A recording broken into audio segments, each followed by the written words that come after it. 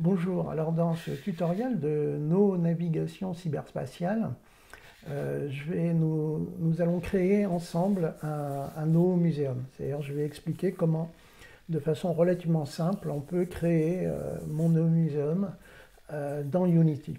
Alors le NoMuseum, c'est à la fois une œuvre d'art numérique que j'ai commencé sous cette forme numérique virtuelle en 2003 avec en hackant un jeu vidéo qui s'appelle Unreal Tournament. C'est aussi un dispositif pédagogique. Je suis un des rares profs à donner cours dans les grandes écoles d'art et d'ingénieurs en utilisant comme support à conférence non pas PowerPoint, mais un dispositif immersif 3D temps réel à base d'ergonomie vidéoludique, de jeux vidéo. Et donc la première version de mon NoMuseum était donc quand j'ai hacké un jeu vidéo qui s'appelait Unreal Tournament. Ensuite, je l'ai fait dans Second Life, mais Second Life m'a posé des problèmes. Il existe toujours une version du NoMuseum dans Second Life. Le problème de Second Life, c'est qu'il était souvent bloqué par les firewalls des universités, des facs, et des institutions, ce qui était un peu gênant pour pouvoir faire cours en immersion avec des avatars. Et en fait, j'ai porté une grande partie du NoMuseum dans un logiciel qui s'appelle Unity, qui est avec UDK, l'un des deux logiciels phares pour créer des environnements vidéoludiques, immersifs en 3D temps réel.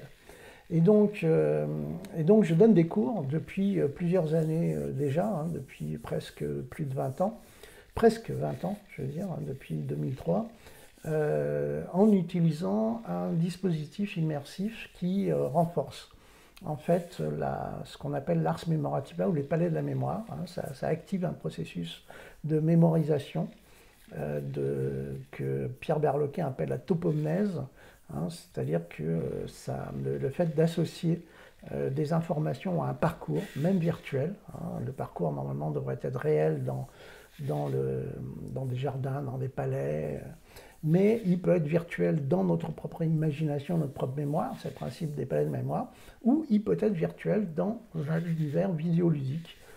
En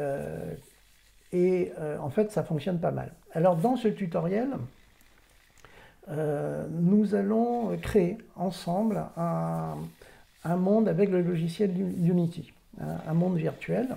Et je vais essayer d'aller assez vite, de façon à ce que ça soit rapide. Voilà. Alors, la première opération, c'est qu'il faut que vous téléchargiez, vous installiez Unity. Unity, il faut le savoir, est gratuit. Tant que vous ne gagnez pas beaucoup d'argent avec, vous pouvez l'utiliser de façon gratuite. On ne commence à payer avec Unity qu'à partir de revenus importants, ce qui est un mode de distribution, de création, de production de logiciels assez vertueux. Alors Unity, vous le téléchargez et lorsque vous allez d'ailleurs télécharger, on va le faire, je vais prendre mon navigateur et on va aller sur le site de Unity. Alors, sur le site de Unity, vous tapez Unity 3D. Voilà. Normalement, on devrait arriver sur le site de Unity. Voilà. Non, ça c'est Udemy. C'est ça, Unity. Voilà. Et vous allez faire attention alors, vous rentrez dans le menu particulier. Vous êtes particulier. Et vous téléchargez non pas la version étudiante, mais la version personnelle. Voilà. Et il va vous proposer de télécharger comment on va dire, le hub. Il faut commencer par télécharger le hub. Alors le hub, c'est on va dire, c'est un logiciel qui vous permet de lancer le logiciel. Donc le hub, je l'ai déjà téléchargé, donc je vais lancer mon hub. Alors, il n'apparaîtra pas comme ça sur votre bureau, puisque là, j'ai tous mes anciens projets. Le hub est intéressant, alors on va faire une petite aparté sur le hub, c'est qu'il faut penser que Unity est un logiciel qui fait des upgrades vous rentrez un peu dans, je dirais, dans l'enfer de l'obsolescence obligée, hein, de l'obsolescence imposée. C'est-à-dire que iOS, comme on surfe un peu sur les capacités des machines, hein, leur performance, Apple, Windows, iOS, Android passent leur temps à faire des upgrades de leur système. Et de même, Unity passe son temps aussi à faire des upgrades de plus en plus rapides. Avant, c'était tous les 2 ou 3 mois. Maintenant, c'est carrément 2 fois à 3 fois par mois. Donc, le hub permet de gérer en fait ce flux des updates. Et en fait, ici, regardez, si vous cliquez sur Installs, il va vous, en faisant Install Add, vous allez choisir quelle version de Unity vous installez. Donc là, j'ai déjà installé la 2019.2.21, qui est la dernière version avant un upgrade majeur qui était la 2019.3. Mais la structure, l'ergonomie est quasiment la même. Et donc là, on va créer un projet. La première étape, c'est de créer un projet. Alors, je fais New, voilà. Et on va faire un projet 3D. On va lui donner un nom. Donc, en l'occurrence, je vais l'appeler Demo No Museum. Voilà. Et on va la sauver. Alors, je vous conseille de sauver vos projets sur une arborescence dans un disque dur assez volumineux que vous appellerez Unity Project. Là, pour les besoins de la démo, on va sauver le projet sur le bureau. Donc, je choisis mon bureau, que ce soit Mac ou PC, et voilà. Et ça va nous permettre surtout, pourquoi je fais ça, c'est parce que ça va nous permettre d'observer ce que va faire Unity précisément sur le bureau de mon ordinateur. Hein. Donc, vous observez ce qui se passe là. Hein. J'ai quelques disques durs et 2 dossiers et une application. Donc, Unity, lorsque je vais lancer la fabrication de notre niveau, de notre projet, va créer un dossier ici, sur le bureau. Alors, regardez bien, je reste dans ces paramètres-là, et je fais Create. À ce moment-là, vous voyez, va apparaître ici sur mon bureau un dossier qu'on va regarder. Voilà. Donc, ce dossier, c'est Demo No Museum, je l'ouvre, et vous voyez, Unity m'a déjà créé plusieurs dossiers. Il est en train de créer plusieurs dossiers. 6 dossiers, hein, dont un dossier Asset. Alors, quand vous débutez, je vous déconseille fortement de modifier, de toucher à quoi que ce soit dans ces 5 autres dossiers. Le dossier qui nous importe, c'est le dossier Asset, qui est ce dossier-là. Alors, on va juste regarder, parce que ça, c'est l'élément important à comprendre dans l'ergonomie de Unity, qui est comme les logiciels, par exemple, d'édition de livres, comme Quark Express ou InDesign. Ce sont des agrégateurs, hein, c'est-à-dire qu'on va agréger dans une seule application, à travers une seule application, des images, des sons, des scripts, des programmes, des vidéos, et ainsi de suite. Donc il vaut mieux qu'ils soient tous regroupés au même endroit. Hein, et donc Unity va imposer en fait cette agrégation, et le dossier dans lequel doivent se trouver tous vos médias, c'est le dossier Asset. Alors on va juste regarder justement la correspondance ergonomique. Unity, alors pareil, Unity, quand vous allez démarrer, va vous proposer son interface standard, hein, l'interface par défaut, qui est celle-ci. Je préfère que d'emblée, dès le début, vous utilisiez l'interface qu'ils appellent 2x3, 2x3, qui est un peu plus pédagogique. Et ici, vous voyez, vous allez juste changer un paramètre, c'est vous allez vous mettre en one column layout, hein, de façon à avoir une meilleure lisibilité de cette arborescence-là. Alors, regardez, je vais réduire un petit peu ma fenêtre de travail, de façon à avoir le bureau à portée de main. Voilà, donc ça c'est mon dossier Asset, hein, c'est-à-dire dans mon dossier Demo No Museum, il y a ici un dossier, vous voyez, ça je remonte d'un cran d'arborescence, un dossier qui s'appelle Asset. Ce dossier Asset, en fait, c'est cette colonne-là. Hein, ça c'est la chose la plus importante à comprendre dès le début dans Unity, qui est en fait très simple hein, d'utilisation, c'est que ce dossier-là, cette colonne-là correspond à ce dossier-là. Donc là, par exemple, si je crée un dossier qui s'appelle texture sur mon bureau, voilà, et bien vous voyez, quand je rebascule sur Unity, on voit apparaître ce dossier texture ici. Inversement, si ici, dans ce petit menu, je crée un dossier que je vais appeler par exemple objet 3D, hop, eh bien je vois ce dossier apparaître dans mon bureau. Donc c'est cette ergonomie qu'il faut bien comprendre au départ, hein, c'est le fait que cette colonne correspond à ce dossier. Et c'est dans ce dossier que vous devez mettre tous vos médias, tous les médias qu'on va utiliser dans le monde virtuel. Donc ceci compris, on va revenir maintenant dans Unity et on va faire une chose extrêmement simple. Alors, on va créer, ce qui va nous permettre de voir l'interface, on va créer un monde virtuel, hein, extrêmement simple dans un premier temps. Donc par défaut, Unity vous a créé, vous voyez, ici dans cette fenêtre, c'est la fenêtre de travail. Hein, dans d'autres logiciels, ça correspond à la fenêtre du monde virtuel. Sauf que ici, Unity a rajouté une fenêtre supplémentaire qu'ils ont appelée Game. Ça, c'est la fenêtre de jeu, c'est la fenêtre du player, c'est le moment où vous voyez ce que vous allez faire quand vous allez lancer le jeu vidéo. Alors que ça, c'est la fenêtre de travail. Donc vous avez les macro-commandes habituelles pour la 3D qui vous permettent de tourner autour du monde ou de vous déplacer ou de zoomer, hein, à l'intérieur de la fenêtre de travail du monde.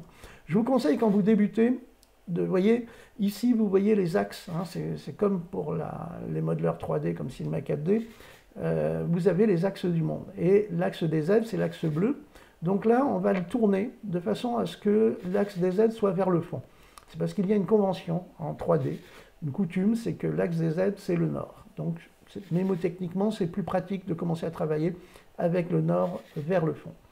Et vous allez veiller... Alors, Unity, au moment où vous démarrez, a déjà préparé une scène, que vous voyez, qui est dans le dossier scène ici, qui s'appelle Sample Scene. C'est cette scène-là qu'on voit ici, dans laquelle il y a déjà une main caméra, c'est-à-dire une caméra, vous voyez ici dans l'inspecteur, dans ses fonctionnalités. Ici, ce que vous voyez, ce sont les attributs, hein, ou les fonctionnalités des objets qui sont dans le monde virtuel.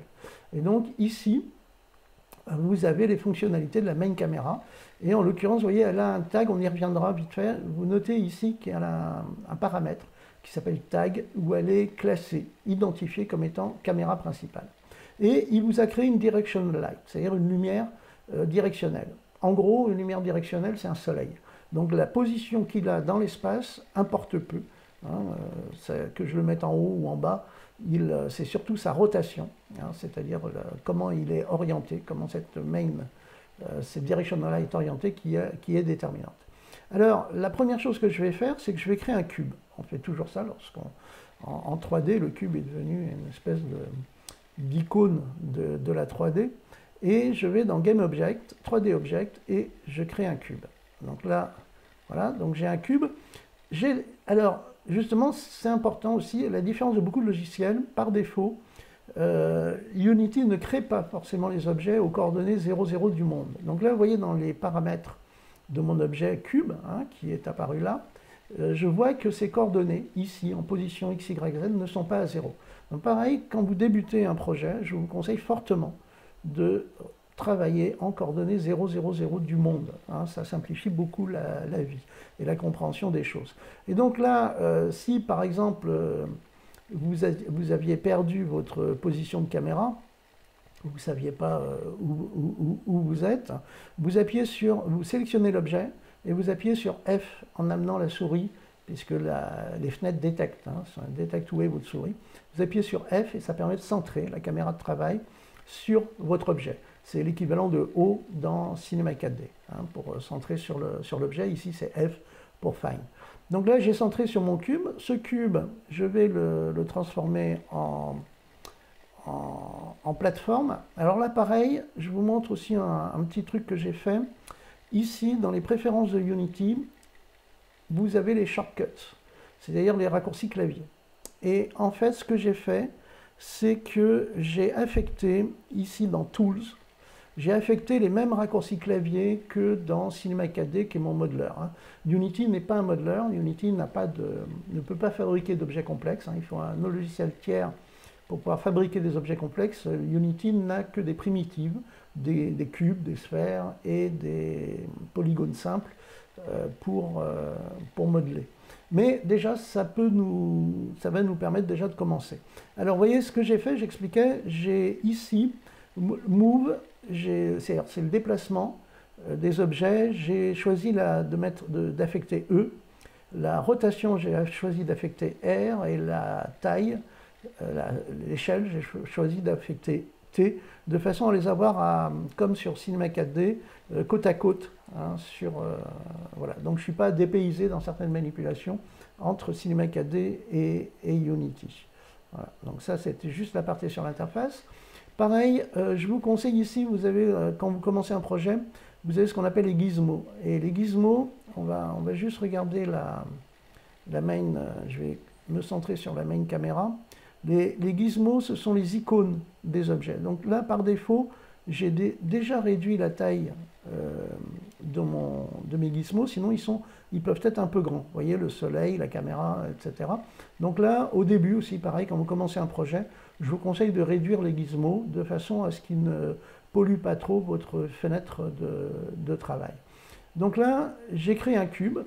Je vais me recentrer en appuyant sur F sur le cube, et là, je l'aplatis de façon à fabriquer un sol. En fait, je vais faire une grande plateforme. Je le fais soit manuellement, en prenant les contraintes, en agissant sur les contraintes, soit je le fais ici, en rentrant de ces dimensions directement, et je vais faire une plateforme de 20 mètres. Hein, une plateforme de 20 mètres de 20 mètres de largeur. Alors, pas de 20 mètres de haut, d'ailleurs, de 0,1 cm et de 20 mètres ici. Voilà. Hop. Et voilà. Donc là, j'ai créé une très grande plateforme qui fait 20 mètres.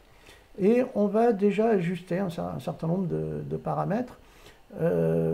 Si elle est un peu trop lumineuse, ça n'existe plus maintenant, ça a été amélioré dans des versions plus récentes de Unity, mais ici, vous voyez, dans Windows, dans Rendering, je vais juste, dans les Lighting Settings, réduire un petit peu l'intensity multiplier, de façon à ce que l'image, l'intensité lumineuse ne soit pas surexposée. Et ici, dans Directional Light, je vais baisser un tout petit peu. Hein, vous voyez, alors devant la fenêtre, il vous suffit de cliquer, vous pouvez manuellement baisser l'intensité lumineuse. Donc là maintenant, je vais créer un cube. Donc je vais dans Game Object, un autre cube, non pas un cube d'ailleurs, je vais faire une sphère. Voilà. Et j'ai posé donc une sphère que je vais mettre un tout petit peu en altitude. Voilà.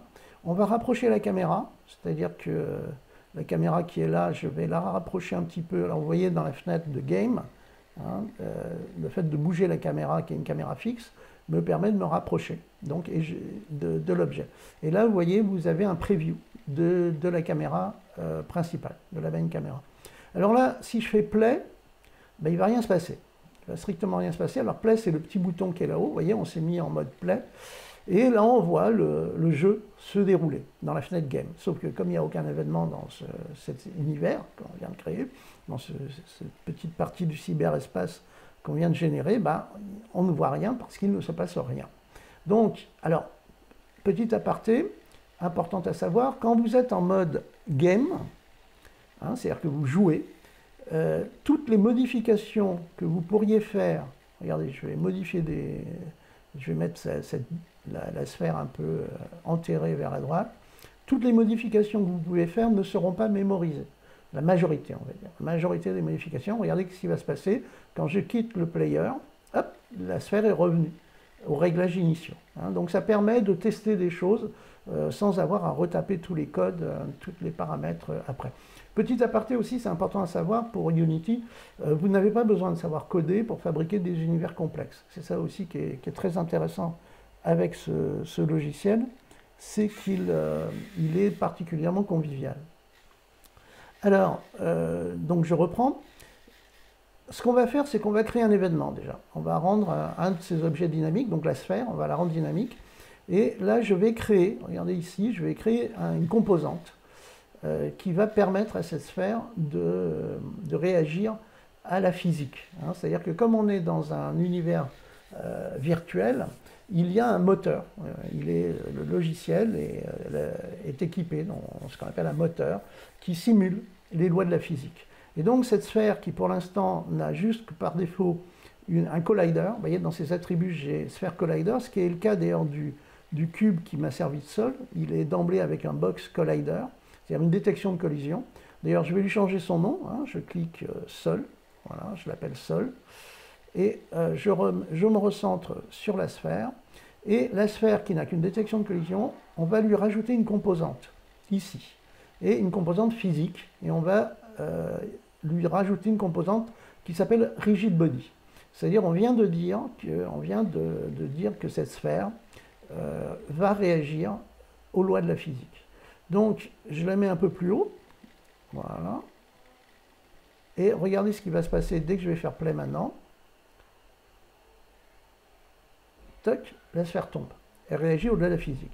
Alors, c'est un peu minimaliste, hein, ça chute là. On va l'améliorer un tout petit peu.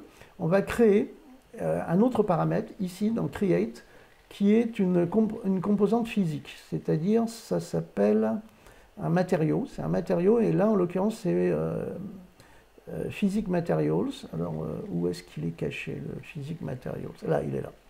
Physics Materials, voilà. Donc là, j'ai généré un paramètre que je vais appeler rebond. On va faire rebondir la sphère. Et ici, je peux ajuster l'ensemble de ces paramètres. Donc je vais mettre bounciness à 0.8, hein, c'est 1 le maximum. Et puis, je vais le mettre au maximum de rebond, hein, ici dans ces paramètres. Et maintenant, regardez, je prends la sphère. Ici, dans les paramètres de la sphère, il attend quelque part dans, alors je pense que c'est dans le collider, voilà, il attend un matériel, hein, ici. C'est en fait ce que je viens de créer, le matériel physique que je viens de créer, je le mets là. Et là maintenant, si je fais play, vous allez voir, la sphère va rebondir, normalement. Voilà, la sphère rebondit. Donc là, on vient déjà de créer un début d'environnement virtuel, et je vais le sauver. Alors, ce qu'on sauve actuellement, c'est ça, la sample scene, hein. Donc il faut différencier la scène, on peut créer plusieurs scènes différentes, du projet, hein. Le projet, c'est l'ensemble de tous les éléments de ce projet. Voilà. Alors, je viens de le sauver. Maintenant, il faudrait qu'on puisse se balader à l'intérieur de l'univers. On se balade avec un personnage. En fait, au début, c'était facile. Unity fournissait, ici, dans Import Package, des personnages. Hein, des modèles de personnages à la troisième personne et à la première personne. Ce n'est plus le cas. Donc, ce que j'ai fait, c'est que pour vous faciliter la vie, j'ai créé des modèles, des packages, qu'on appelle des packages, qui vont vous permettre d'emblée d'avoir un personnage dans ce décor.